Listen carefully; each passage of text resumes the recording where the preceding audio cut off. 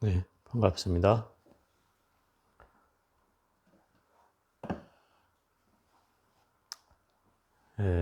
오늘은 성가기감 10번째 시간입니다. 오늘 페이지는 103쪽 71장이 되겠습니다. 책이 있으신 분은 같이 따라 하십시오. 좀 본문을 읽고 같이 읽고 시작하겠습니다. 범부들은 바깥 경계만 취하고 도닦는 이는 마음만 붙잡으려 한다. 그러나 마음과 경계를 함께 잊어야 이것이 곧 참된 법이니라. 바깥 경계만 취한다는 것은 목마른 사슴이 아지랑이를 물인 줄 알고 쫓아가는 것과 같고, 마음만 붙잡으려 한다는 것은 원숭이가 물에 비친 달을 잡으려는 것과 같다. 바깥 경계와 마음이 비록 다르나 병통이기는 매한가지다. 이는 본부와 이승을 함께 논한 것이다. 천지에는 진나라의 해와 달이 없고 사나이는 한나라 군신이 보이지 않네.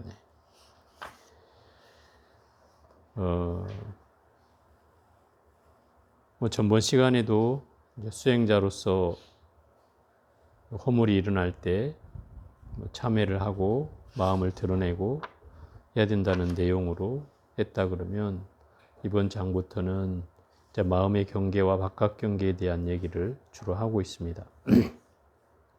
이 바깥 경계라고 하는 것은 내가 눈과 귀와 소리와 코와 냄새, 그 다음에 혀, 몸뚱아리, 그 다음에 생각으로 분별하는 대상을 말하는 거죠. 그게 바깥 경계예요.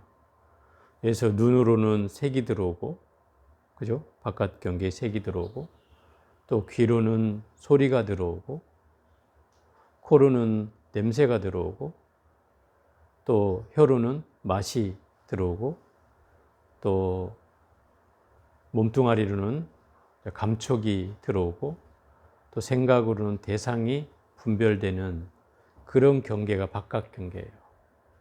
그러면 바깥 경계는 내가 보고 듣고 맛보고 생각하는 그 모든 것이 다 포함되어 있는 말이죠. 근데 이 바깥 경계에 휘둘린다고 하는 말은, 늘 어리석은 중생들은 그게 어리석은지도 모른 채 늘 바깥 경계에 끄달려 간다는 말이죠. 좋은 모양을 가진 사람을 쫓아가고, 좋은 얼굴을 가진 사람을 쫓아가고, 또 좋은 목소리를 가진 사람을 쫓아가고, 또 좋은 빛깔, 또는 좋은 소리, 또는 좋은 맛, 또 좋은 촉감, 이런 경계를 쫓아다니는 것이 바로 범부중생이 하는 일이다 이 말이죠. 그래서 범부중생은 늘 거기에 걸리게 돼 있다. 그게 이제 범부중생이라는 건 다른 말로 하면 어리석은 중생이란 뜻이다 이 말이에요. 어리석은 중생은 늘 거기에서 머물러 있기 때문에 그걸 벗어나려고 하지 않는다. 마치 꿀을 빠는 벌과 같이 거기를 벗어나면 죽는 줄 아는 거죠. 그런 경계를 이제 그 범부라고 할 수 있고, 또 도닦는이라고 하는 것은 여기서 그냥 도닦는이라고 했지만 이 성문성과 영각성을 말하는 것이다. 이 마음만 붙잡으려 하는 이는 바로 성문성 영각성이다. 성문성 영각성은 마음을 수행하지만 마음을 내려놓지 못하는 사람을 바로 성문성 영각성이라고 한다. 수행자인 건 분명하지만 그 마음의 경계를 내려놓지 못한 그런 수행자를 성문성 영각성 이승이라고 표현하는 사람들이다. 그래서 이 성문 영각성은 바로 마음에 늘 걸려 있는 사람이고, 또 범부중생은 바깥 경계에 늘 걸려 있는 것이다. 그런데 두 가지 다 병통이 되는 건 마찬가지라 이 말이에요. 마음에 걸려 있든 바깥에 걸려 있든 다 그게 마음 공부하는 데는 병통이다. 그래서 그 두 가지 경계를 다 내려놔야 그게 진짜 참된 수행법이다 이 말이죠. 그 경계를 알아차리라고 얘기하는 거예요. 그래서 바깥 경계만 취한다는 말은 마치 목마른 사슴이 저 바깥에 보여지는 아지랭이를 보고 우리 보통 신장로에서 이렇게 아지랭이가 막 피어오르면 뭐 처음에 어렸을 때는 뭐가 있는 것처럼 보여졌잖아요. 이 목마른 사슴은 그걸 보고 물인 줄 알고 쫓아간다는 거예요. 그게 이제 바깥 경계에 휘둘린다는 뜻이죠. 아지랑은 실제 존재하지 않는 거예요. 실제 가보면 없잖아요. 가보면 없는데 멀리서 보면 아지랑이처럼 보여진다는 거죠. 결국 눈앞에 없는 그 허상을 보고 실상인 줄 알고 쫓아다니는 마음이죠. 이게 바깥 경계에 휘둘린다는 뜻이고, 또 원숭이가 물에 비친 달을 잡으려 한다는 것은, 이 달이라는 건 사실 마음을 비유를 든 거죠. 예를 들어서 내 마음이 있는 것처럼 보여지지만 실상은 내 마음은 없어요. 그죠? 여러분이 움직이는 건 분명히 내 마음이 움직이는 건 있겠죠. 생각하고 뭐 하는 부분들은 마음이 있다고 얘기할 수 있겠지만 실상으로 보면 그 마음은 없다 이 말이에요. 그래서 있지도 않은 것에 끌려가는 마음이, 그게 이제 마음을 원숭이에 비유한 내용이 되겠습니다. 결국 이 바깥 경계나 마음이나 어디에든 걸려 있다면 그것은 다 병통에 속한다 이 말인 거죠. 그리고 이 세상에는 진나라의 해와 달이 없고, 이게 표현한 것은 비유를 든 건데, 진나라라고 하는 것은 아주 옛날에 진시황이 거느렸던 나라가 진나라죠. 그 나라는 없어지지 않을 줄 알았어요. 워낙 한 300년인가 400년을 살았고, 또 그 시기 동안에 진나라는 굉장히 강성했기 때문에 진나라의 해와 달이 따로 있다고 사람들은 얘기했다 이 말이에요. 그렇지만 진나라가 멸망한다고 해서 해와 달이 사라지는 건 아니잖아요. 그걸 비유한 것이다 이 말이죠. 또 사나이는 한나라 군신이 보이지 않는다는 것은, 한나라의 그 군신은 임금과 신하들이 그렇게 많았는데 나라가 멸망하고 나니 그 신하와 주인이 없어졌다 이 말이죠. 그러면 참 주인이 누구냐, 이제 이걸 비유를 든 거예요. 우리가 마음이 주인공이라고도 또 하잖아요. 그렇지만 마음은 또 주인공인데 실상은 없잖아요. 어떤 게 주인이냐 이 말이죠. 참 주인이 뭐냐. 그래서 그걸 객관화시켜서 주객이 전도되거나, 우리가 마음이란 놈을 자꾸 공부해 가지만 자꾸 보면 볼수록, 알면 알수록 어려워지는 게 이 마음이단 말이에요. 그래서 그 달마대사도 그렇게 얘기를 하죠. 마음이요. 마음이 관용할 때는, 마음이 포용할 때는 우주 법계를 덮고도 남지만, 마음이 좁아질 때는 바늘 끝도 허용하지 않는다. 이렇게 해놨단 말이에요. 그러니까 마음이 내가 옹졸해지거나 뭔가 마음이 괴로워지거나 마음이 스트레스를 받으면 다른 사람 마음을 받아들일 수가 없잖아요. 받아들이지가 않지요. 그래서 바늘꽃도 허용하지 않는다라고 얘기하는 거예요. 그러니 이 마음이라는 것은 정말 공부해 갈수록 쉬우면서도 어렵고 어려우면서도 쉽다, 이렇게 얘기할 수 있을 것 같아요. 쉬운 것은 그냥 이렇게 내가 좋을 때, 포용할 때를 보면은 모든 걸 다 받아들일 것 같을 때는 또 보면 너무 쉬울 것 같은데, 또 어려울 때는 정말 그 바늘끝도 허용하지 않는 마음이 일어날 때는 또 어느 누구도 용서가 되지 않는다 이 말이죠. 그러니 이 마음이 어려울 때는 한없이 어렵고 쉬울 땐 또 한없이 쉽다라는 마음을 갖게 되는 거죠. 그래서 옛날에 선지식들이 또 그렇게도 표현해 놨어요. 도를 통한다라고 하는 것은 세수할 때 코 만지기보다 쉽다, 이렇게 표현하는 말이 있어요. 세수할 때 코 만지기보다 쉽대요. 세수할 때 코 안 만지는 사람 없죠, 거의. 그럼 이거 너무 쉽다는 뜻이잖아요. 근데 그거보다도 쉽대요, 이 도를 통하는 게. 그러니까 그런 입장으로 보면, 이거는 무슨 얘기냐면, 도를 깨달은 사람 입장으로 보면 이 말이 맞는 얘기예요. 깨닫고 보면 이게 너무 쉬운 일이라는 거예요. 근데 깨닫기 전까지가 어려운 거죠. 거기까지 가보질 않았으니까. 그래서 이제 그런 내용들이 나오는 거예요. 그래서 어렵기로 말한다면, 지금 뭐 낙타가 바늘구멍 통과하는 것만큼 어렵다고 또 얘기한단 말이죠. 이게 사실은 그런 거예요. 우리가 수행도 어느 경계를 딱 체험해 보면 거기까지 가는 건 어렵지 않아요. 한번 그 경계에 들어가면 맛을 보면 거기까지 가는 건 어렵지 않은데 거길 못 가보면 평생 가도 못 갈 수가 있다는 말이에요. 한 번 가면 두 번, 세 번 들어가는 건 일도 아니에요. 그런데 반대로 말하면 한 번도 못 들어가 본 사람은 죽었다 깨어나도 그 들어가기가 쉽지 않다. 그건 선지식의 도움이나 뭐가 어떤 특별한 경계가 있지 않으면 쉽지 않다는 거죠. 자, 72장을 한번 같이 읽어보겠습니다. 성문은 숲속에 가만히 앉아 있어도 마왕에게 붙잡히고 보살은 세간을 자유롭게 논이로도 외도와 마군이 보지 못하느니라. 성문은 고요함을 지키는 것으로 닦음을 삼기 때문에 마음이 늘 움직이고 마음이 움직이면 귀신이 보게 된다. 보살은 성품이 스스로 비고 고요하다는 것을 알기 때문에 자취가 없고 자취가 없으면 외도와 마군들이 보지 못한다. 이는 이승과 보살을 함께 논한 것이다. 준삼을 꽃길에서 한가로이 논이는데 한 집만 빗속에서 문을 닫고 근심하네. 이 72장에 나오는 내용은 앞에 71장을 연결해서 하는 얘기긴 한데 그 성문승, 영각승은 아까 제가 이승이라고 했잖아요. 이 두 가지 승은 늘 마음에 걸려있는 사람을 말한다. 마음을 공부하고 있지만 늘 마음에 붙잡혀 있는 사람들이 바로 이승에 걸려 있는 사람들인데 그 사람들은 여기서 그 주에 나온 것처럼 고요함을 지키는 것으로 수행을 삼는다 이 말이에요.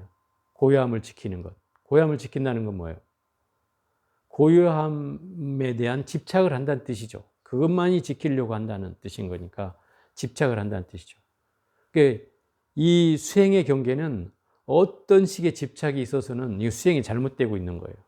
집착의 경계가 사라져야 이게 수행인 거지 집착의 경계가 들어오면 이건 수행이 아니죠. 그러면 이 집착이 있다는 말은 결국 아무리 수행을 하고 있어도 이 마왕들의 눈에는 그게 다 보여지는 거죠. 저는 또 집착하고 있구나. 그러면 찾아가서 해코지를 할 수 있다 이 말이에요. 그런데 보살들은 이미 그 경계를 넘어섰기 때문에 집착하는 바가 없어요. 왜? 보살은 나를 이루게 하는 것뿐만 아니라 다른 사람을 이루고자 하는 사람들이잖아요. 그러니까 결국 자기의 모든 소위 말하면 기득권을 다 내려놓고 모든 중생을 구제하겠다고 하는 분들이고 모든 중생의 이익을 위해서 자기 삶을 던지는 분들이기 때문에 걸릴 게 뭐가 있어요, 그분들이요. 아무것도 걸릴 게 없죠. 그러니까 어디에서도 자유자재할 수 있다는 뜻인 거예요. 걸림이 없기 때문에. 그러니 이런 분들은 백날 놀고 다녀도 마왕들이 어디 있는조차 모른다 이 말이에요. 이 얘기는 이렇게 비유를 들을 수 있을 것 같아요. 이게 어디 경전에서 나오는지 어디서 나오는지 기억은 안 나는데 옛날에 이제 그 한 4명인가 3명이 모여 앉아가지고 죽음이 임박해져 오니까 서로 얘기를 하는 거예요. 우리 죽음을 피해서 도망가자. 그래서 도망가자. 그래갖고 한 사람은 아주 동굴 깊숙한 동굴에 들어가 숨고 한 사람은 저 바다 깊숙한 곳에 가서 숨고 한 사람은 또 산 깊숙한 곳에 가서 숨고 한 사람은 나는 도망가기 싫어.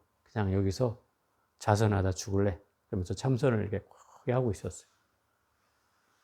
근데 뭐 천지동굴에 빠져 있다 한들 그 저승사자들이 그를 못 찾겠어요? 그것도 찾아오죠. 또 바다 심해에 들어간 사람도 잡아와요. 또 산속 깊이 들어간 사람도 또 잡아간다. 그런데 참선하고 있는 이 사람은 앞에 두고도 못 찾아요. 앞에 보이는데도 다른 사람이 보면 보이겠죠. 보이는데도 저승사자의 눈에는 안 보인다는 거예요. 왜? 이미 이 사람은 마음이 없는 경계로 들어갔기 때문에. 예? 결국 수행이라는 건 그거잖아요. 마음이 없는 경계로 들어가는 거잖아요. 그러니까 그 경계로 들어가 있으니까 저승사자도 건드리지 못한다 이 말이죠. 있어도 보지 못한다는 거죠. 이 비유가 이런 말에 좀 해당될 것 같아요. 예를 들어서 예전에 이제 그 도인 스님들이 옛날에 도인 스님들이 자기 명주를 거의 알았잖아요.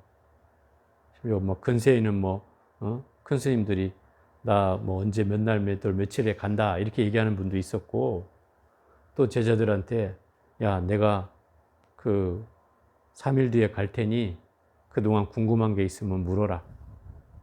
이랬더니 막 제자들이 안 된다고. 지금 우리 제자들이 다 모이지도 못했고 스님이 3일 뒤에 가면 어떻게 하냐고 물을 거 있으니 좀 더 있다 가라고. 그래? 그럼 좀 있다 가지. 그 있다가 다시 또 물으라 그러는 거예요. 그래서 그 제자들이 다 묻고 어쩌고 하니까 그러고 난 뒤에 열반에 들었다 이 말이에요. 그 얘기는 무슨 얘기냐면 결국 죽음에 대한 것을 자유자재로 할 수 있었다는 거죠. 도인 스님이라고 하는 분들은. 그럼 자유자재로 한다는 것은 염라대왕에도 걸리지 않았다는 뜻이죠. 저승사자가 찾아와도 그걸 물리칠 수 있었다는 뜻이죠.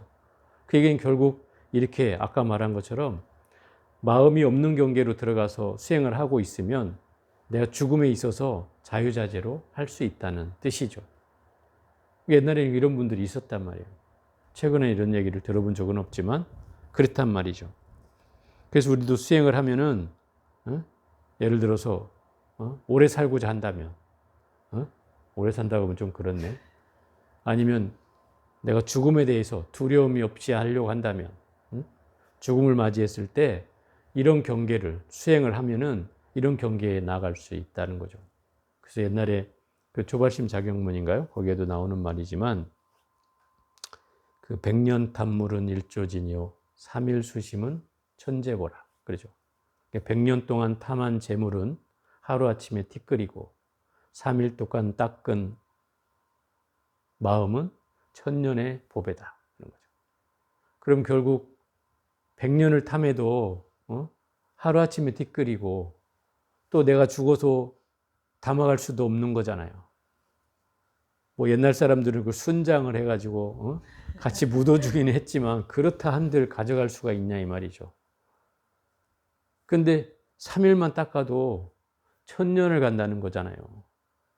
그러니 결국 우리가 이 마음을 닦는 일은 세세생생을 걸쳐서 우리가 해간다면 설사 내가 깨달음을 못 얻는다 하더라도 다음 생에 그 수행의 분위기가 형성되어 있는 또 그런 인연관계가 맺어져 있는 집안에 또 태어나게 되어서 또 그런 수행을 여법하게 해갈 수 있는 환경이 만들어지지 않겠어요? 그게 인과 아니겠어요?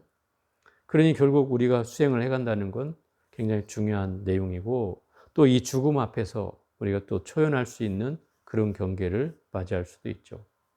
여러분들 늘 하는 말로 어르신분들 맨날 그러잖아요. 난 자다가 죽으면 너무 여한이 없겠어. 이렇게 얘기하는데 그건 좋은 건 아니다고요. 왜냐하면 자식들은 사실 못 보고 죽는 거거든요. 자식들 입장에서 보면 되게 서운한 일이죠. 또 자다가 죽는다는 것은 물론 편하게 죽는 말도 되겠지만 한편으로는 쇼크가 올 수도 있는 거예요. 그렇죠? 그럼 자식들이 없는 데서 혼자 쫓겨나가지고 죽었다고 하면 그것도 또 자식이 봤을 때는 좋은 일은 아니다 말이에요. 그러니 뭐 자다가 죽는다 이런 소리는 하지 말고요. 열심히 공부하다 죽겠다 이렇게 얘기를 하란 말이에요. 그게 더 훨씬 더 현명한 일이다. 그래서 내가 마지막까지도 총기를 잃지 않고 죽기를 바라야 된다 이 말이에요. 그게 핵심이에요. 오래 살고 뭐 안 살고의 문제가 아니라 왜냐하면 나이 먹어서 죽기 전에 예를 들어서 병원에 의지하고 산소호흡기 꽂고 의식이 없고 이런 상황이 된다면 너무 불행한 일이잖아요. 근데 자식들은 또 어떤 사람들은 그렇게라도 더 있기를 바라는 자식도 있다 이 말이죠. 저는 그건 부모한테는 사실 불효라고 생각하죠. 그건 너무나 본인한테는 고통스러운 일이에요. 하루라도 빨리 편하게 가시게 해주는 게 좋지.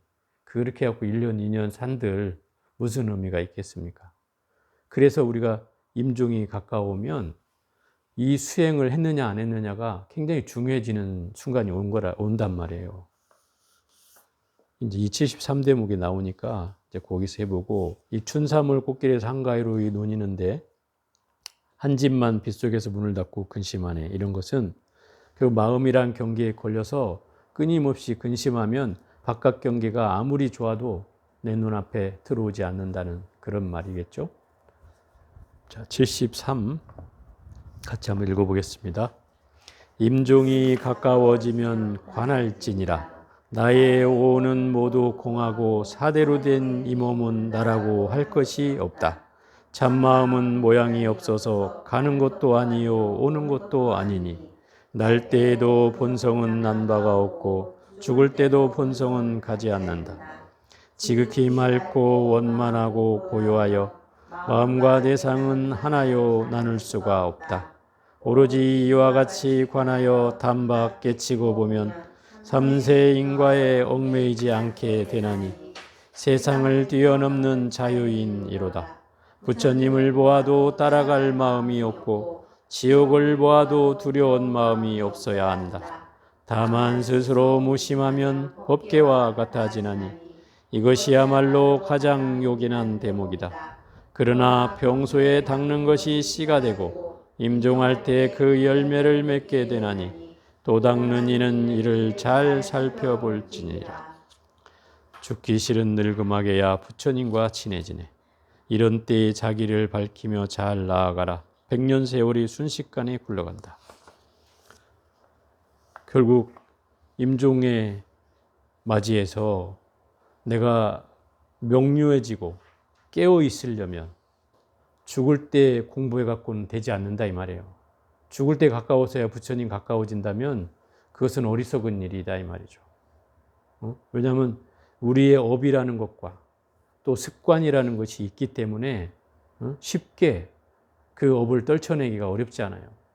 그럼 내가 임종이 가까워져서 부처님을 가까이 한다면 그것은 너무나 이미 내 업과 습관이 점철되어 있는 그 상황에서 그때 부처님을 찾아봤던들 내 마음이 돌이켜질 수가 없다 이 말이죠. 그래서 이거는 그 늙음학이 아니고 젊은 날로부터 나이가 젊으면 젊을수록 그때로부터 이 좋은 습관을 들여서 꾸준히 수행을 해나가야만이 임종을 맞이했을 때 훨씬 더 건강한 모습으로 갈 수 있다는 뜻이죠. 그래서 임종이 가까워지면이 아니라 어느 때라도 이 모양을 관해야 된다 이 말이에요. 나의 오온은 모두 공하고, 이 오온이라는 것은 그 색수상 행식을 오온이라고 하잖아요. 그럼 색이라는 건 나의 육신을 말하고 수상 행식은 나의 정신적 부분을 말한다. 그러면 오온이라는 말은 내 몸과 마음이 모두 공하다 이런 뜻이다. 이건 뭐 반야신경에도 나오고 원각경에도 나오고 금강경에도 나오고 뭐 어디에도 다 이 오온이 공하다고 나오잖아요. 그거는 무슨 얘기예요? 나라고 하는 몸뚱아리는 나라고 할 것이 없죠.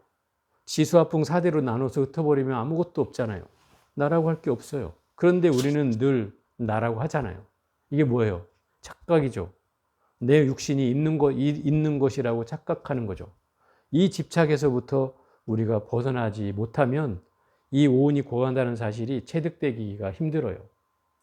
그래서 그걸 체득하기 위해선 내 오온이 아무것도 없다는 사실을 각성을 해야 돼요. 그래서 참마음은 진짜 마음은 모양이 없어서 가는 것도 아니고 오는 것도 아니고 날 때도 성품은 난 바가 없고 죽을 때도 성품은 가지 않는다. 그러니까 본래 성품은 오는 바도 없고 가는 바도 없어요. 본래 그 자리에 있어요. 그래서 그 성품은 눈에 보이는 것이 아니고 텅 비어 있는 거예요. 공이라고 하잖아요. 텅 비어 있어요.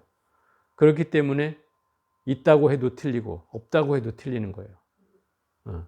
왜냐하면 있다고 하면 이미 텅 비어 있다고 얘기했는데 없는 것 같잖아요. 또 그럼 없다고만 하면 그럼 뭔가 작용이 일어나고 있잖아요. 거기에서. 그러니 없다고 해도 틀리고 있다고 해도 틀리죠. 그래서 이걸 공하다라고 표현하는 거예요. 공하다는 말은 우리 허공의 모든 대기가 텅 비어 있잖아요. 그럼 없는 것처럼 보여지죠. 그렇지만 우리는 허공이라고 이름하잖아요. 또 하늘이라고 이름하잖아요. 그것은 뭔가가 작용하는 게 있다는 뜻이죠. 그러니까 없는 것도 아니고 있는 것도 아닌 거죠. 우리가 이 사물의 실체를 부처님이 더 정확하게 표현하고 있다는 사실을 잘 알아야 해요. 마음이라는 것도 그런 거예요. 있기도 하고 없기도 하다 이렇게 얘기할 수 있다 이 말이에요. 있다고 하면 있다고 해도 틀리고 없다고 해도 틀리다. 그렇기 때문에 있기도 하고 없기도 하다 이렇게 얘기하는 거예요. 없다는 표현은 이제 작용하는 걸 보면 또 이 없다는 말이 틀려 있고, 있다는 말로 하면 텅 비어 있는데 뭐가 있다는 말이냐.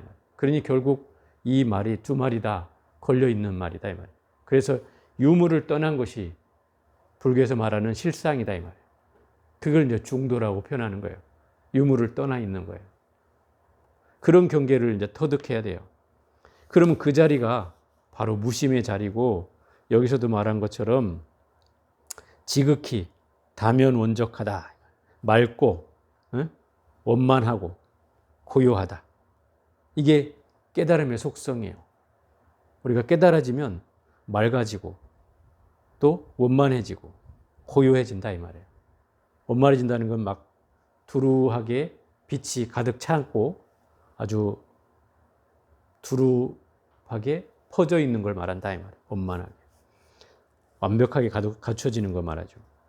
그런 경계가 된다 이 말이죠. 그래서 마음과 바깥 경계의 대상은 하나지 둘이 아니다 이 말이에요. 왜 하나냐면 내가 보는 자가 없으면 바깥 경계가 의미가 있어요 없어요? 아무 없잖아요. 바깥 경계도 보는 놈이 있어야 가치가 있는 것이고, 또 바깥 경계라고 하는 것도 내가 없으면 드러나지 않죠.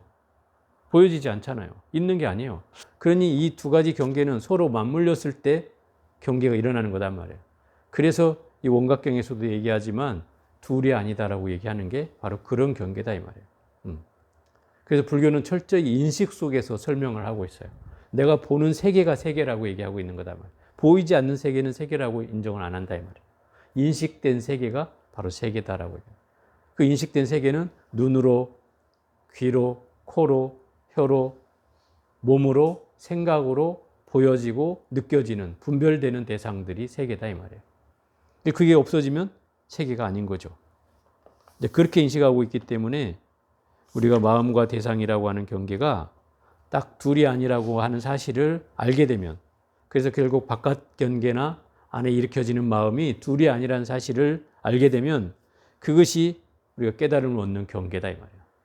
둘이 아닌 경계를 알 때가 깨달음을 얻는 경계다. 이 얘기는 무슨 얘기냐면 바깥 경계와 안의 경계가, 마음이라는 경계가 어디에도 걸리는 바가 없을 때를 말하는 거죠. 바깥 경계에 끄달림이 없고 안으로 헐떡임이 없을 때, 그러면 내 마음 어떻게 돼요? 고요해지잖아요. 고요해져요. 이거를 무심해진다 이렇게 표현하는 거예요. 무심해진다. 바깥 경계에도 끄달려가지 않는 마음이 바로 무심해진다는 거예요. 안의 마음으로 헐떡이지 않는 것이 또 무심해진다고 얘기하는 거예요. 이게 바로 깨달음의 요처다 이 말이죠. 그래서 이렇게 깨치고 보면 이미 인과법을 벗어난다는 거죠. 인과에 걸리지 않는다는 거죠. 과거, 현재, 미래라는 인과에 걸리지 않는다. 그래서 세상을 뛰어넘는 대자유인이 된다는 뜻이에요. 자유인이라는 것은 어디에도 걸려지지 않는다는 뜻이죠.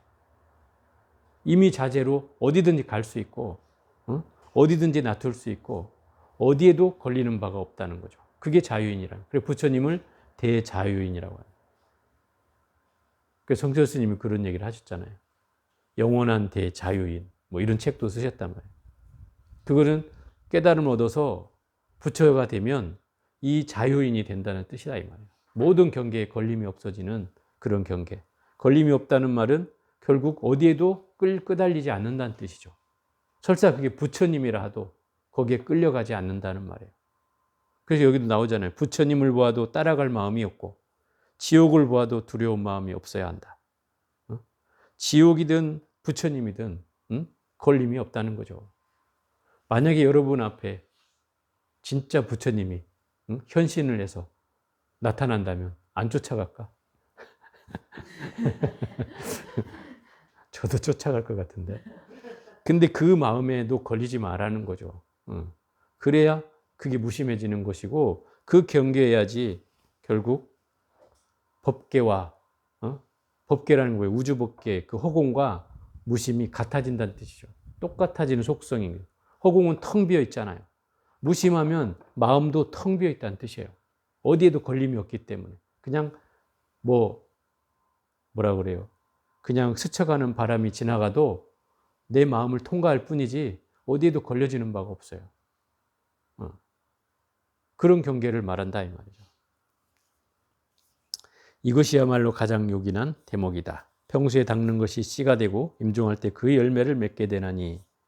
그러니까 우리가 평소에 닦지 않으면 그 씨를 만들어서 심어서 발화를 시켜가지고 열매를 맺게 해줘야 그 결과가 나오는 거 아니에요.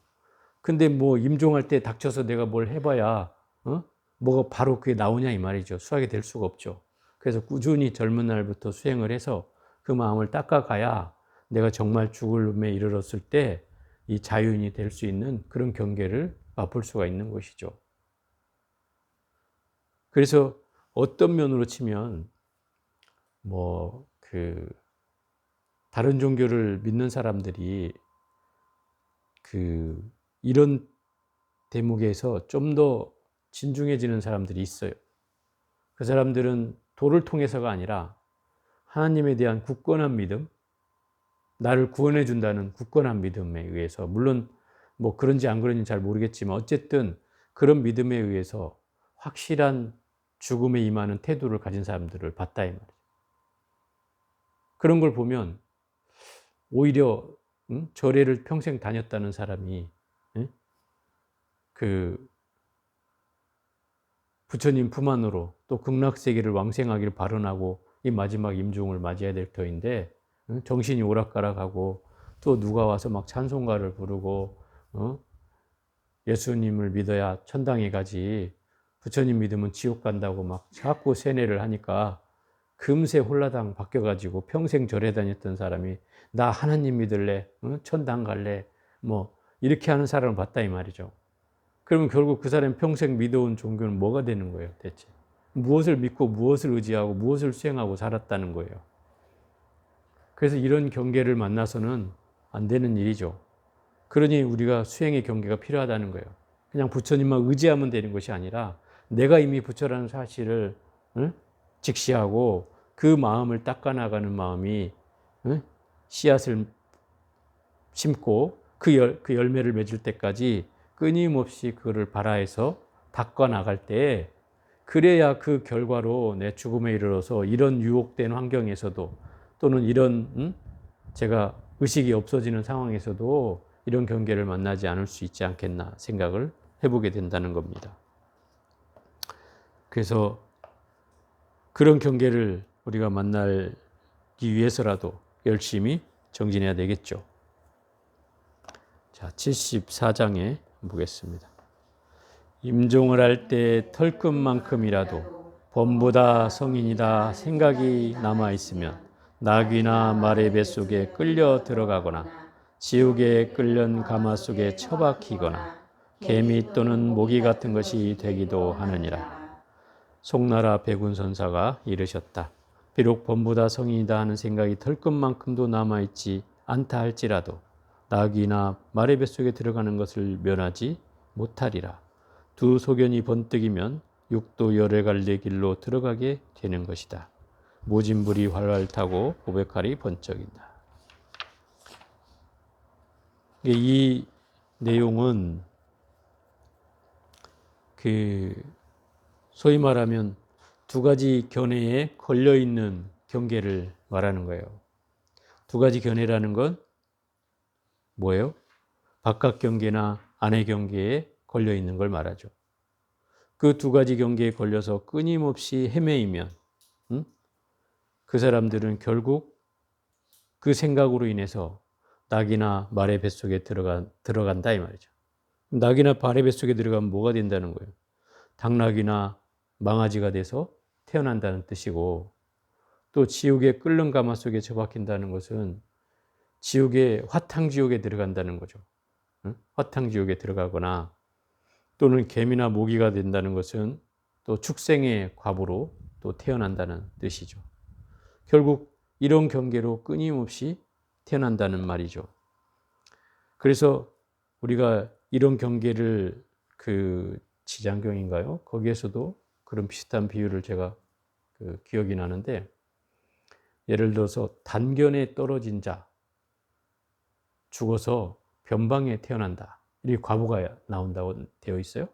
단견이라고 하는 말은 이런 뜻이에요. 자기 주장이 강한 사람을 말하는 거예요. 그 자기 주장이 강하면서 다른 사람 말을 인정하지 않는 태도. 막 우기는 사람 있잖아요. 다른 사람 말은 인정도 안 해. 말도 못하게 해. 말도 못 꺼내게 해.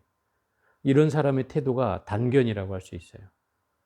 그리고 그 단견은 또 한 가지가 뭐냐면 주장도 주장이거니와 어떤 주의나 어떤 이론이나 이런 것을 거기가 옳다고 확신하는 거죠. 예를 들어 뭐 세상이 있는가 없는가 없는 세상 없어. 다음 세상이 어디 있어? 이렇게 주장한다든지 뭔가 자기의 견해를 확실하게 가지고 있어서 그런지 안 그런지도 확인해 볼 수도 없는 내용인데 혼자만이 그거를 주장하고 있다. 이런 걸 단견이라고 하는 거예요. 이런 단견에 빠지면 변방에 태어난다고 돼 있어요. 그래서 내가 가만히 생각해 보세요. 변방에 태어나는가? 왜 변방에 태어나지? 이렇게 생각을 해보니까 한번 생각해 보세요. 변방이라는 곳은 주로 경계 지역을 말하는 거예요. 나라와 나라 사이의 경계. 그리고 주로 그곳은 산으로 굽이굽이 이루어져 있어요. 아니면 깊은 강이 있거나 산으로 이루어져 있어요. 그런 곳에 태어나는 거예요. 그런데 이웃집이 한 3, 4km 떨어져 있어. 그것도 산 넘고 물 건너 가야 그 3, 4km를 갈 수 있어요. 그럼 그 사람하고 내가 1시간 얘기하려면 아침부터 가가지고 막 가서 그 점심 얻어먹고 1시간 막 얘기하면 다시 돌아와야 되죠. 해지기 전에 또 돌아와야 되니까. 그러니까 겨우 1시간 정도 얘기할 수 있을란가 싶을 정도죠. 그런데 내가 얘기하겠다고 막 갔더니 이 사람이 일한다고 어디 갔어. 그리고 얘기도 못하고 기다려도 안 와서 다시 돌아와. 그래서 결국 얘기도 못하는 거죠. 입에 거미줄 안 치게 하려면 매일 거기를 찾아가야 되는 거예요. 그러지 않고는 자기 말을 들어줄 사람이 없어. 그런 곳에 태어나는 과부다 이 말이에요. 그 단견이라는 게. 그러니까 생각해 보세요. 내 주장이 강하다는 건 결국 내 말만 다른 사람이 들어주기를 바랬던 거지 다른 사람 말을 들으려고 안 했잖아요. 그러니까 자기가 말할 수 없는 곳에 태어난다 이 말이야. 그죠? 말할 수 없는 곳에 태어나. 심지어 말하려면 저 심리 바깥에 있는 사람한테 가야 돼. 그것도 전기도 없는 곳이니까 해저 물기 전에 들어와야 되니 오래 있지도 못해. 이런 곳에 이제 태어나게 된다는 거예요. 결국 이 견해가 단견이든 어떤 견해이든 걸려 있다라고 하는 것은 결국 모진 인과를 겪게 되고 이 육도의 윤회에 수많은 경계에 휩싸이게 된다 이 말이죠. 예를 들어 천상, 인간, 개를 빼놓고는 어떤 경계든지 다 걸리게 되어 있다는 거죠. 그게. 뭐 요즘 사람들은 그렇게 얘기를 해요. 지옥, 악의, 축생, 이런 경계가 과연 실제하는가? 이걸 또 묻는 사람들이 있더라고요. 실제하는가? 이렇게 물어요. 근데 그 경계를 죽어보지 않았으니 알 수가 없는 일이잖아요. 또 믿지도 않고 죽은 다음에 있어? 이렇게 해봐야 요즘 사람들은 안 믿어. 그거 죽어봐야 하는 일이지. 이렇게 하니까 안 믿는다. 근데 사실은 우리가 이미 그 경계를 유심정토로 얘기한다면 결국 우리 마음의 경계에 이미 지옥이 있다는 거죠. 마음이 내가 괴롭고 화가 끓고 분노가 치밀어 오르면 그 순간이 내가 화탕지옥에 지금 떨어진 순간이고 또 내가 마음이 어리석고 끊임없이 잠만 오고 계속 뭔가 버벅거리고 헤매인다면 이건 축생의 경계에 지금 내가 떨어져 있는 것이다 이 말이에요. 또 욕심이 들끓고 늘 남의 것이 탐나고 자꾸 뭔가를 사고 싶고 하는 이런 욕심이 커진다면 내가 지금 악의 세계에 있는 것이다 이 말이에요. 굳이 내가 다음 생을 얘기하지 않아도 이미 내 마음 안에 그런 경계를 우리는 지옥 악의 축생을 늘 겪고 있는 거예요. 다음 생 얘기할 것도 없죠. 그러면 내 지옥 악의 축생이라는 경계를 더 살펴서 거기에 떨어지지 않게끔 하는 것이 저는 이 경책의 의미라고 생각돼요. 공부를 해가는 마음은 바로 이런 데 있어야 되는 거죠. 현실이 지옥이면 안 되잖아요. 현재가 지옥이어서도 안 되고 현재가 악이어서도 안 되고 현재가 축생이어서도 안 되죠. 이미 내가 사람 몸을 받고 태어났고 이미 마음 공부를 하고 있다고 하면 이 지옥 악의 축생으로부터 벗어난 삶을 살아야 된다는 거죠. 그 삶이 더 중요한 말이다 이 말이에요. 모진불이 활활 타고 보배칼이 번쩍인다. 이 말은 모진불이 활활 탄다는 것은 번뇌가 왕성하게 끌어오르는 걸 말한다 이 말이에요. 끊임없이 이 두 가지 경계에 걸려가지고 우리 눈은 색을 보고 좋아하고 귀는 소리를 듣고 좋아하고 코는 냄새를 맡고 좋아하고 혀는 맛을 보고 좋아하고 몸뚱아리는 감촉을 느끼고 좋아하고 생각은 대상을 분별하며 좋아하고 끊임없이 이 6개의 도적들이 춤을 추기 시작하면은 그게 마치 번뇌가 활활 타오르는 것과 같이 묘사가 된다 이 말인 거예요. 근데 이것들은 가만 내버려 두면 계속 활활 타니 바로 지혜의 복음을 들어서 그걸 한동강에 내일에 쳐야 그 번뇌가 싹둑 잘라진다 이 말이에요. 여기서 번쩍이는 칼이라고 하는 건 바로 지혜의 검을 말한다. 그래서 지혜를 검에 비유하는 말이죠. 그래서 그 지혜의 칼로 내려쳐야 그 번뇌가 싹둑 잘려져서 그 활활 타오르는 6명의 도적들의 그 불길이, 번뇌의 불길이 사라진다는 그런 말이다 이 말이에요. 이 두 구절은 73장, 74장은 종사가 무심으로 도에 합하는 문을 특별히 연 것으로 연불하여 극락왕생하는 문은 방편으로 막아놓았다. 그러니까 이 말은 무슨 얘기냐면 바깥 경계와 안의 경계에 걸리지 않는 마음을 내는 마음이 바로 무심이라고 얘기했잖아요. 그 두 가지 경계로 마음이 편안해졌을 때 그 경계가 결국 수행자가 모두 가야 할 길인데, 예? 연불만 하면 우리 극락왕생할 수 있다라고 하는 말에 이제 우리가 쉽게 접근을 할 수도 있는데 그 말을 지금 이 무심에 합하는 문에서는 굳이 할 필요가 없다 이 말이에요. 그 경계로는 이미 마음 경계로만 하면 됐지 연불이라고 하는 것은 나중에 해도 될 일인데 지금 얘기할 게 없다. 지금 무심으로 이미 얘기하는 문에 들어섰을 때는 이미 이 왕생문에 대해서는 얘기하지 마라. 이런 뜻이죠. 그렇지만 사람은 근기가 다르고 바탕이 다르고 성품이 달라서 이미 무심문에 들어가고자 하는 사람도 있지만 연불문에 들어가고자 하는 사람도 있다 이 말이에요. 기도를 좋아하는 사람은 기도를 하고 싶어 하죠. 그렇지만 이 기도의 핵심도 따져보면 그거예요. 연불선이라고 있잖아요. 연불선. 연불선은 어떤 의미냐면 나무아미타불을 부른다고 하면 나무아미타불을 통해서 나무아미타불을 하는 놈이 누구인고를 관하는 것이 연불선의 마지막 종착역이에요. 그럼 결국 뭐 다른 수행이나 다를 게 없어진다는 뜻이죠. 똑같은 거예요. 연불하는 놈이 누구인가? 석가모니불을 부르면서 석가모니불을 부르는 놈이 누구인지를 찾아 들어가는 게 그 연불선의 궁극이에요. 끝이에요. 그렇기 때문에 서로 이 두 경계는 방해가 되지 않는다 이 말인 거고, 도 닦는 이들은 평소에 분수대로 갖기 노력하여 마지막 찰나에 의심하거나 후회하지 말라. 이게 결국 우리가 수행을 하는 것은 이 마지막 경계까지도 내가 투철하게 나의 의식을 놓지 않고 명철하게 살피기 위해서 이 공부를 해가는 것이다 이 말이에요. 그런데 우리가 이걸 제대로 확신하지 못하면 아까 뭐 노인의 얘기를 했지만 불확실을 하기 때문에 믿지 못하는 것이다 이 말이죠. 또 부처님 믿는 마음도 확실하지 않았기 때문에 결국은 천당 가야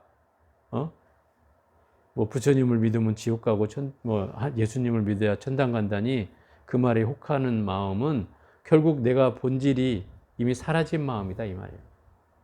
본질이 사라진 거예요. 마음의 경계에 대한 확신이 없고 또 부처에 대한 믿음의 확신이 없었기 때문에 또 그 의식의 경계가 제대로 초지일관하지 못했기 때문에 결국 이런 얘기들이 일어나는 것이다. 그래서 우리가 마음을 제대로 살펴가야만이, 또 한시라도 젊었을 때부터 이 마음을 공부해야만이 결국 우리는 이 마음의 공부에서 자유로워질 수가 있는 것이지, 뭐 죽은 다음에 죽음에 임박해서 백날 마음을 붙들었던들 그때는 이미 버스 지난 뒤에 손드는 것과 같은 거죠. 절대로 이건 해당 사항이 되질 않아요. 그래서 우리가 지금 이 젊은 날에 공부하고 있다는 것을 대단한 가치로 알아야 한다 이 말인 거예요. 왜냐하면 어떤 분은 아이 스님 저는 내일 모레 이제 뭐 갈 날이 얼마 안 돼서 이 공부를 해도 될까요? 이렇게 얘기합니다. 그렇지 않아요. 80이 넘었다 해도 아직 멀었어. 젊은 청춘이야. 왜? 죽음은 이미 예정된 시간이 거의 100세야 100세. 예? 요즘 시대 100세 시대 아니에요? 제가 얼마 전에 유튜브를 보니까 160세까지 사는 분이 있더라고. 근데 이 동네가 장수마을이야. 그래갖고 이제 그 학자가 연구를 했어요. 대체 이 동네는 왜 장수를 하는가? 일단 세속에서 떨어져 있어. 도시에서 떨어져 있어. 그리고 산 속에 있어.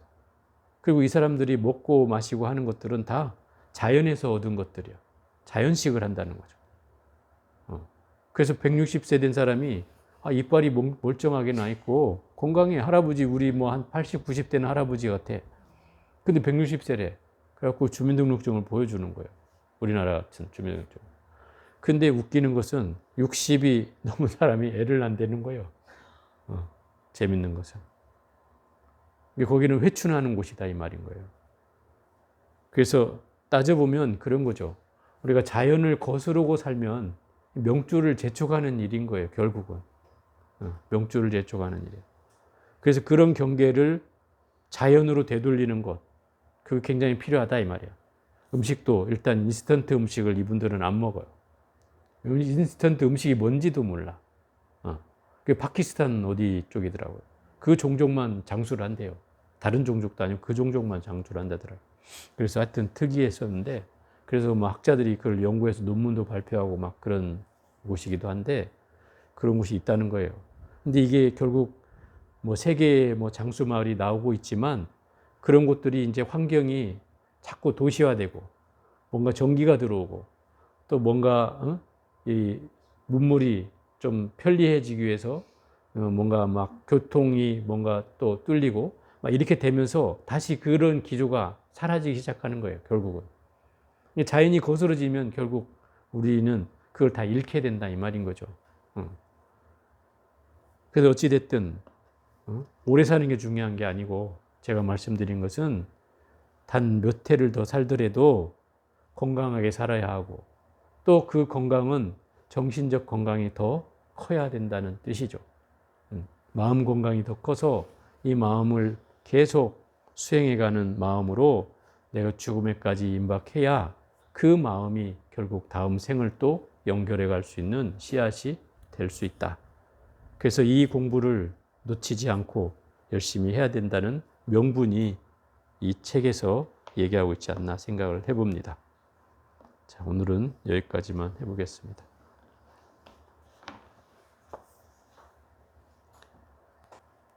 소리가 안 나.